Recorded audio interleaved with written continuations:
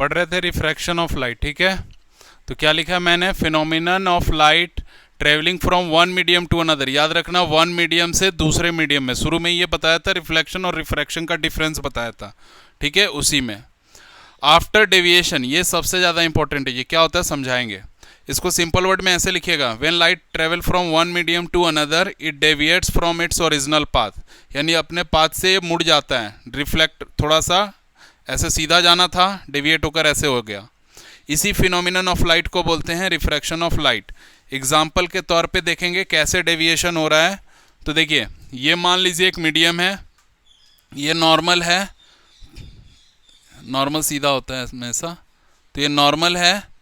तो ये ray of light ऐसे आया, ये वाला, बट पता है इधर की तरफ बेंड हो गया, लेकिन ओरिजिनल पोजीशन ये था इसका। समझ आया? हाँ, तो इसी को बोलते हैं डेविएशन। यानी जो पोजीशन होना चाहिए था वो ना होकर ये पोजीशन क्या हो जा रहा है, चेंज।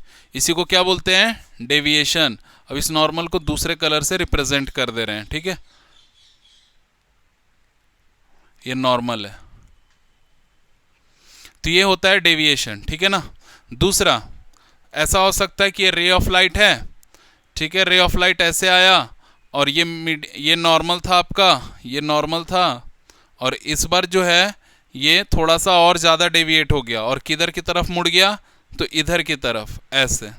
तो ये डेविएशन आपको देखने को मिल रहा है, लेकिन एक्चुअल में जो पाथ है वो हम ड्रॉ करने जा रहे हैं, कहाँ पे ये जाएगा, ऐसे, ठीक है। तो ये डेविएशन हुआ, इसी को बोलते हैं रिफ्रैक्शन, और ये हमेशा लेंस में होता है, याद रखिएगा, याद रहेगा। तो इसमें फ़र्क है। अब इसमें दो केसेस बताएंगे, कब कब डेविएशन होगा किस किस मीडियम में, ठीक है। तो यहाँ पे एक नोट करके लिख लीजिए, नोट। जैसे एक एग्जांपल हम यहाँ लिख दे रहे हैं कि मान लो ये था एयर और दूसरा मीडियम था वाटर। एयर से वाटर में लाइट इंसिडेंट हो रहा है, ठीक है। ये था मेरा वाटर और ये था मेरा एयर, तो वाटर से एयर में जा रहा है, तो थोड़ा सा डिफरेंस मालूम पड़ेगा, ठीक है। तो यहाँ पे एक दो बातें और लिखेंगे, ठीक है, जो अपने काम की है। मान लो इसको ओ मान लिए, सॉरी ए मान लो, इसको ओ मान लो, इस पॉइंट को बी मान लो, ठीक है। तो आपने देखा यहाँ पे, यहाँ से यहाँ का जो एंगल होगा इसको आर लिख दे रहे हैं, इस एंगल को आई लिख दे रहे हैं, यहाँ पे आई लिखा, इस एंगल को आर लिख दिया, यहाँ से नॉर्मल से और रिफ्रैक्शन के बीच का। तो इस प्रकार से यहाँ भी अगर आप चाहें तो ऐसा लिख लीजिए ए, या हाँ ए ही लिख लीजिए, ओ लिख लीजिए, यहाँ बी लिख लीजिए, ऐसे। तो यहाँ लिखेंगे ओ ए इंसिडेंट रे है, इंसिडेंट रे है, इंसिडेंट रे, ठीक है। उसी प्रकार ओ बी क्या कहलाता है, रिफ्लेक्टेड रे। ओ बी क्या कहलाता है, रिफ्लेक्टेड रे कहलाता है, याद रहेगा। और उसके बाद एंगल आई क्या है, angle of incidence, angle of incidence, incidence, ठीक है। और एंगल आर क्या है, angle of refraction, angle of refraction, याद रखना है। इतनी बात है, याद रहेगा, ठीक है। अब नोट में क्या लिखना है कि व्हेन लाइट travels from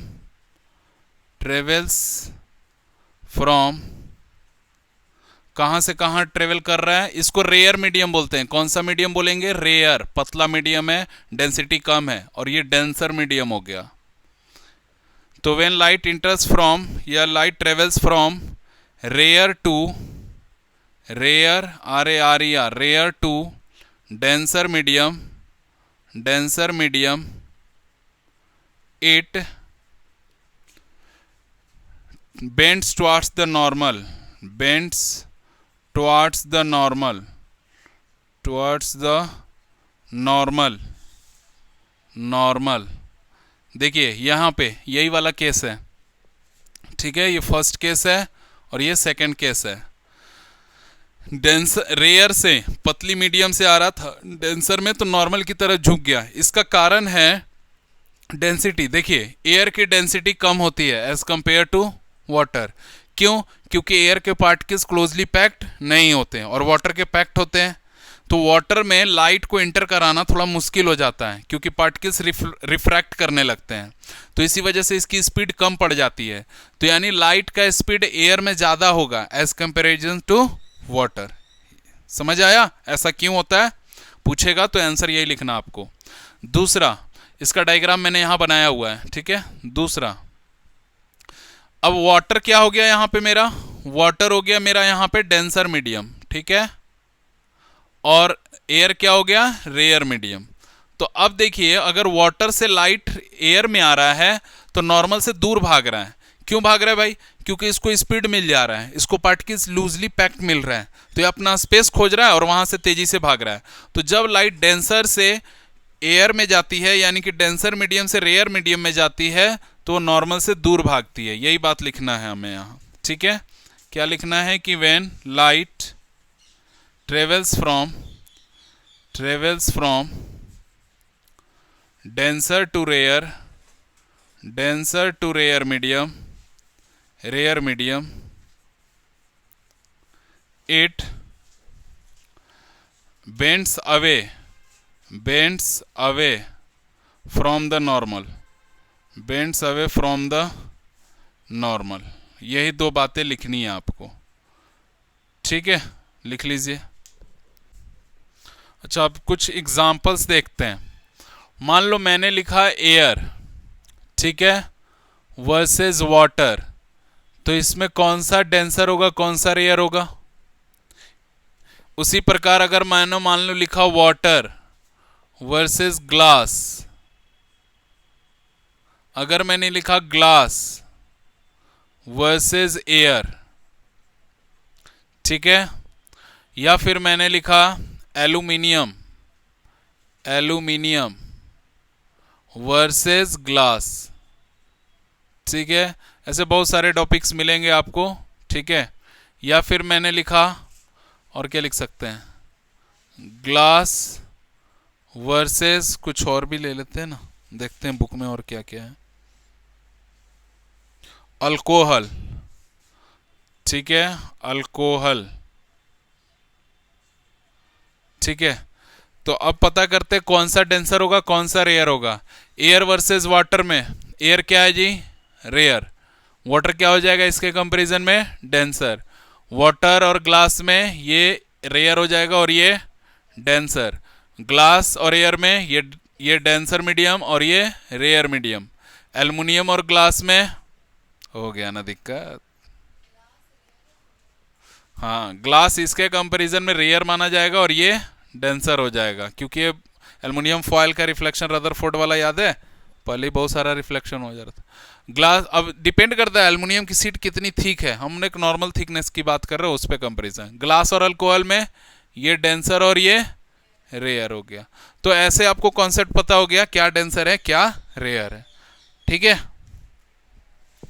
एक चीज और लिखिएगा, स्पीड ऑफ लाइट आपको पता है एयर में कितना होता है?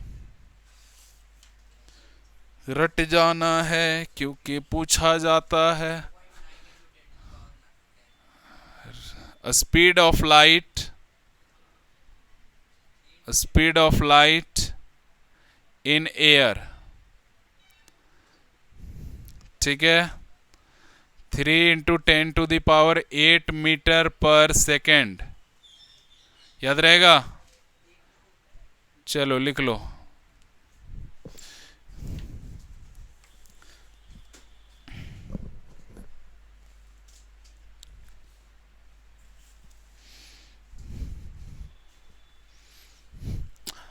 समझ आ रहा है?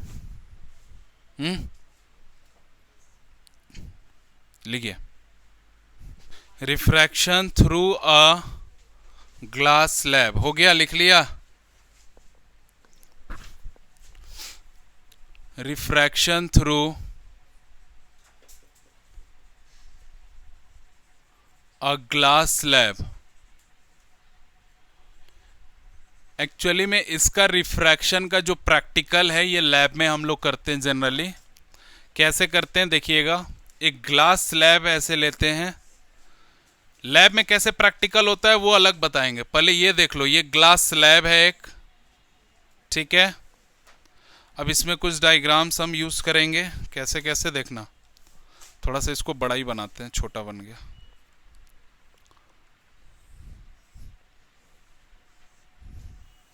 ऐसे सीधा दिख रहा है ना? ठीक है, सबसे पहले हम लाइट इंसिडेंट करेंगे यहां से, देखो यहां से ऐसे। ठीक है, तो ये हमने मान लिया नॉर्मल है, ये नॉर्मल है। तो जब लाइट ऐसे इंसिडेंट होगा ना, तो देखना ये कैसे आएगा अंदर में, ऐसे इस इधर की तरफ। क्यों? क्योंकि ये एयर मीडियम, ये रेयर मीडियम है और ग्लास के अंदर मीडियम कैसा है, डेंसर, तो इधर आया। अब इसके बाद फिर एक नॉर्मल ड्रॉ करेंगे ऐसे, ये नॉर्मल है। ठीक है, अब देखना यहां से कहां होगा, towards the, sorry away from the normal भागता है ये लाइट ऐसे इसकी तरफ, ऐसे। ठीक है, अब इस रे ऑफ लाइट को आगे की तरफ बढ़ाना है, ये वाला ऐसे। ठीक है, दिख रहा है? हाँ, अब जाके परफेक्ट डायग्राम बना है। ये नॉर्मल हो गया दोनों, और ये लाइट। अब हमें नेम लिखना है। ठीक है, इसको नाम लिख रहे हैं यहाँ पे ए, इस पॉइंट को नाम दे रहे हैं ओ, ये रिफ्लेक्शन होकर यहाँ आया है। इसको पॉइंट को बी नाम दे रहे हैं। ठीक है, इस पॉइंट को हम सी नाम दे रहे हैं। ठीक है, सब हो गए ना? ठीक है, अब यहाँ देखियो, यहाँ एन लिख रहे हैं, एन डैश लिख रहे हैं, यहाँ क्या लिख दे रहे हैं, एन डबल डैश। अच्छा, एन डैश एन से कंफ्यूज हो जाओगे। यहाँ N1 लिख दे रहे हैं, N2 लिख दे रहे हैं, N3 लिख दे रहे हैं, N4 लिख दे रहे हैं नॉर्मल को। ठीक है, यहाँ तक समझ आ रहा है? अब इनके बीच में एक डिस्टेंस दिख रहा है, दिख रहा है? हाँ, अब इन सब चीज़ों का नाम लिखेंगे। तो चलिए लिखते चलते हैं। अच्छा, एंगल ऑफ इंसिडेंस और रिफ्लेक्शन ये सब तो बनाया ही नहीं। तो इस एंगल का नाम लिख लो I है, इस एंगल का नाम क्या है, R। यहाँ पे फिर क्या हो जाएगा, यही वाला R। कैसे? ये परपेंडिकुलर होता है ना नॉर्मल, तो ये ट्रांसवर्सल है, तो ये अल्टरनेट इंटीरियर एंगल्स हो जाएंगे। ठीक है, तो ये R है, तो ये वाला क्या हो जाएगा, E। इसको E बोलते हैं, इमरजेंट एंगल। नया टर्म मिलेगा पढ़ने को, ठीक ना? हाँ, क्या हुआ, दिक्कत है?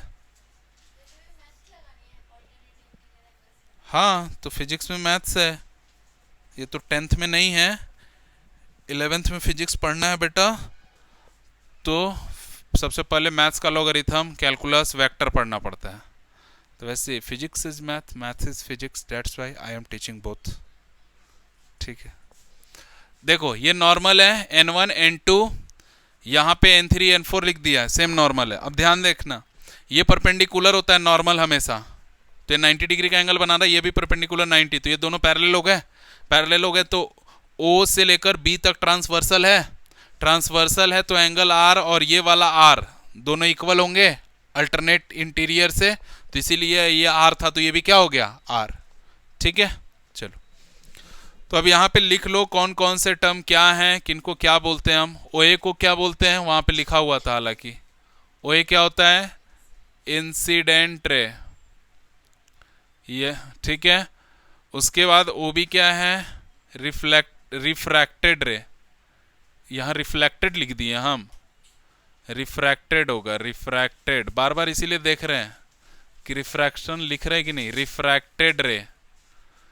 वाह, तुम लोग भी कॉपी पेस्ट, ठीक है, बड़ा आराम से कॉपी पेस्ट कर रहे हो। Angle of incidence, angle of incidence, incidence. अगला है angle R, angle of refraction, angle of refraction. ठीक है, याद रहेगा। उसके बाद एंगल E है, इमर्जेंट एंगल, इमर्जेंट एंगल या एंगल ऑफ इमरजेंस। ठीक है, हो गया ना। अब नॉर्मल का भी नाम लिख लेते हैं, N1 N2। ठीक है, ये हो गया नॉर्मल। फिर उसी प्रकार से N3 N4 ये भी क्या हो गया, नॉर्मल। ये दोनों नॉर्मल है, N1 N2 N3 N4। और कुछ लिखना है क्या? और यहाँ पे एयर है, बाहर में क्या मीडियम है, याद रखिएगा एयर है, और इसके अंदर क्या है, ये ग्लास है। ठीक है, तो ये याद रखिएगा, एयर है और इमरजेंट रे छूट रहा है। बीसी को इमरजेंट रे बोलते हैं, बीसी को इमरजेंट रे, इमरजेंट रे बोलते हैं। ठीक है, उसके बाद एंगल मिलाते हैं।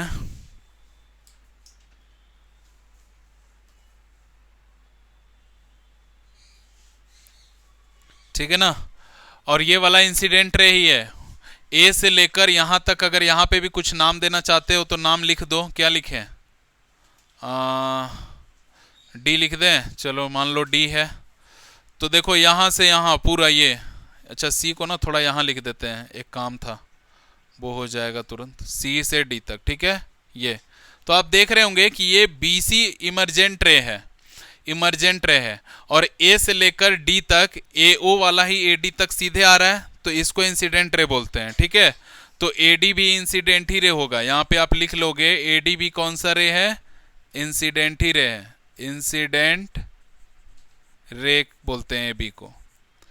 और एक चीज याद रखिएगा, यहाँ पे नोट करके लिख लीजिएगा, नोट करके, क्या कि ए डी पैरेलल है किसके, बी सी के, यानी इंसिडेंट रे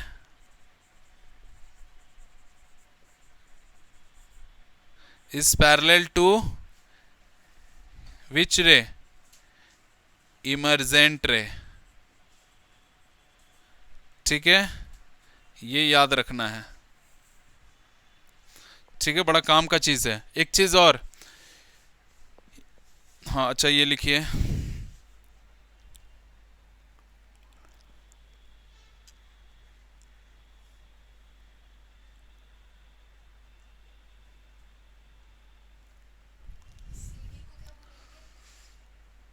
उसको बोलते हैं लैटरल इन्वर्जन, ये लैटरल डिस्प्लेसमेंट, लैटरल डिस्प्लेसमेंट। याद आया, पूछ दिए तो लिखवा दे रहे हैं इसको, कहाँ लिखे, लैटरल डिस्प्लेसमेंट, लैटरल डिस्प्लेसमेंट, हाँ वही शिफ्ट होता है जो, ये लैटरल शिफ्ट भी बोला जाता है, लैटरल डिस्प्लेसमेंट बोलते हैं, लिख लीजिएगा। ये है सी डी। ठीक है, दोनों जो पैरेलल है उनके बीच का डिस्टेंस, जिसको ट्रांसवर्सल आप बोल रहे हैं मैथ्स के टर्म में, वो लैटरल डिस्प्लेसमेंट होता है।